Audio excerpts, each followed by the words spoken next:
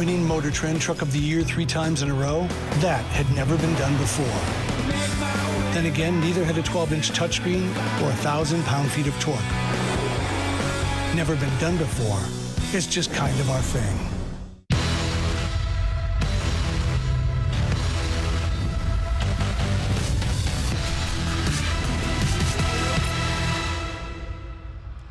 Flames TV live at the Intermission, brought to you by Ram Truck, winner of Motor Trend Truck of the Year for the 3rd year in a row. Brendan Parker alongside Matt Stajan here on the round 8 of the Battle of Alberta at the Scotiabank Saddledome. This one was kind of unanticipated, I suppose. It was added to the schedule late, but always look forward to these nonetheless. Although kind of a quiet first period in terms of these two teams. Scoreless after one, but kind of a low event, I guess you could say.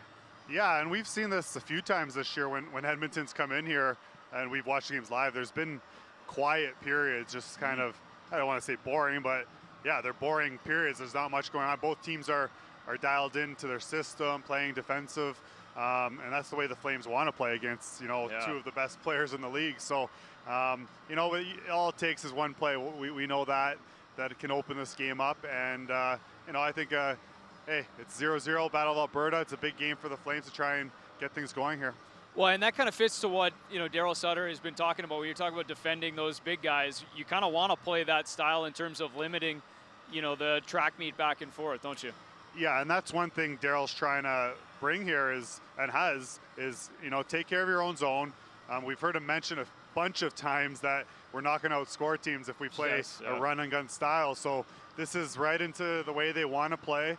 And, you got to wait for your chance. And the Flames did have some chances. Yep. And, maybe you could get a power play goal and find the back of the net another way. And his motto has always been, if you can score 3 goals in a game and play the right way, you should be able to win that game. And that's what we've seen and we're seeing here tonight. Yeah, and get a couple of saves. So let's look at, I think it really was the second half of that first period that we actually saw, maybe the first quality opportunities either way. And it comes in chronological order here in terms of how we saw it, but this was the first good chance, and somehow someone makes the save here. I'm not sure where it does. Yeah, we were talking, it might have Valimaki skate there, but it's a scramble in front. It's a good opportunity, and Markstrom's, he can't even really get over there because Valimaki's in his way, so I don't even know if that goal would have counted with the Oiler player in the crease, but yeah, that was a chance. And we saw this tip, I think, by Haas, was it? Yep, right off the post. He beat Markstrom, but hey, that's goalie's best friend, that goal post, and that's a big no goal there because that first goal is always big against a team like the Oilers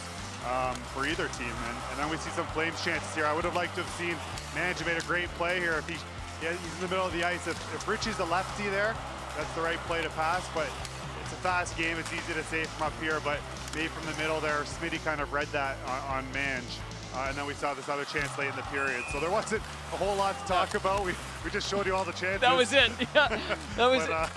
Yeah, that's our best. Yeah, you missed the first period. That's all you missed. That's it. We just gave you the full first period recap right there. So you didn't even have to tune in. But just watch Flames TV. We got you covered. 10-7 are the shots in favor of Calgary. And, maybe we'll just touch on the fact that the Calgary Flames had 3 practice days here. And we've seen, kind of a complete, blow up in terms of the lines and D pairings. Obviously, they get a chance to skate together, which is unique in this season. Normally, it's just game after game after game. But, what do you make of kind of the new look? And we see Johnny and Monty separated early for the first time this season and, maybe in a long time to this extent. Yeah, it's a change for sure. And, things aren't going well. You're not winning games. And it's not for the lack of effort. The guys are working. And, you got to just sometimes switch it up. And, this is what it's come down to. You kind of mix up the top 6 there. And, we'll see what they can get from it. And you can always go back if you have to, but I think the main thing is with the practice days, and I know that I've heard this from the guys, is, upbeat practices. Daryl's all about pushing the pace at practice and having that consistent, upbeat, and it carries right over to games. And, in this shortened season, that's tough on the guys, but if you can just kind of get used to that being the way, you're going to have success. And it's just kind of setting the tone that way. And we'll see if they can come out this period and maybe create a little bit more. And I think both teams will want to create a little bit more. But, it's a big period. That first goal is big in these hockey games. Well, maybe it's been brought up a couple times, but one of the more exciting things in that first period actually happened 35 seconds in. And kind of some confusion. It's not the way you'd normally start a hockey game, but Daryl Sutter calls the officials over, or maybe to tip it first, but either way, they're talking about something lineup related, and it took a couple of minutes to investigate, but in the end, nothing really came of it. Not sure what they're looking for. Yeah, well, it's, the game sheet has a big part of it. If you write the game sheet with the wrong player on it, that guy can't play. Or he's ineligible, right? Yeah, or you get a penalty if you start the wrong starting lineup. It's happened a bunch of times in my career. I remember playing a playoff game in Toronto, and early in my career, my first year, and the coach staff in Toronto, Pat Quinn and Ricky Lee, they put Michael Renberg on the lineup instead of Robert Reichel. Similar names. One was coming out from injury, but Renberg was one that was injured. So Reichel, it was like 2 shifts into the game, they called down and he had to leave the bench. No way. And we had to play shorthanded the rest of the game. Not shorthanded, but with 11 forwards. So it happens. You see it, probably 3 or 4 times a year throughout the league. Your team might get it every 4th year, but it's just a little thing that sometimes, coaches make mistakes. We all make mistakes, and Daryl's probably checking. I don't know who it was, but probably something to do. But the league said it was fine, so here we go. They investigated, cleared it. We think it was in relation to Tyler Ennis and James Neal, who weren't officially on the list originally, but according to the roster report on the NHL website, it does look like they're on there now. So whatever it was, it got sorted out, and we will see both of those guys in. We saw them in the first, and we'll see them the rest of the game as well for the Oilers. Let's hope we see a few more chances either way. We'll get to more Matt Stajan coming up in just a bit, but we also want to acknowledge our frontline hero of the game. Obviously, this is something we're doing here on home games. Important to do so to nice little tribute to the men and women who are helping in southern Alberta and keeping us here and safe. So here is our frontline hero of the game.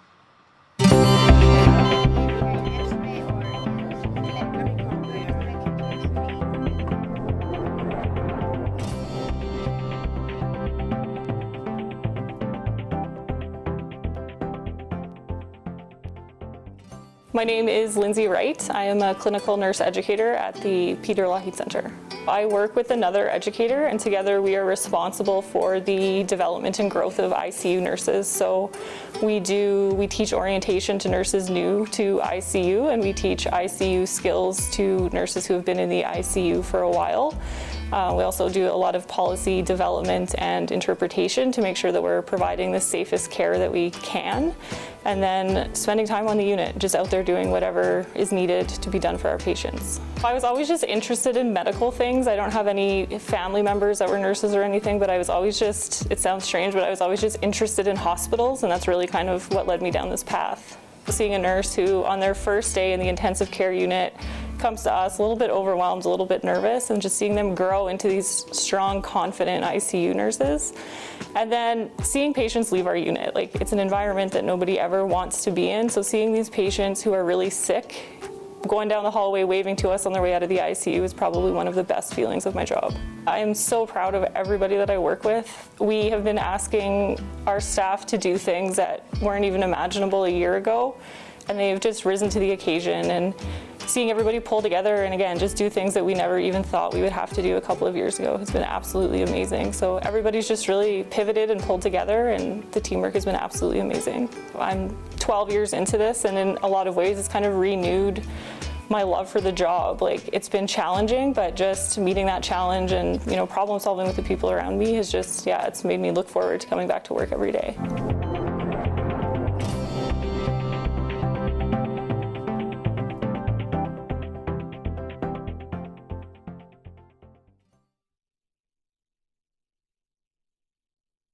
All of our frontline heroes, and happy to celebrate here once again this evening. We'll check in on the 50-50 as we close in on the 11 p.m. deadline tonight. Of course, the 8 o'clock start means we get the extra hour to get your tickets. CalgaryFlames.com/5050 as we quickly approach $150,000.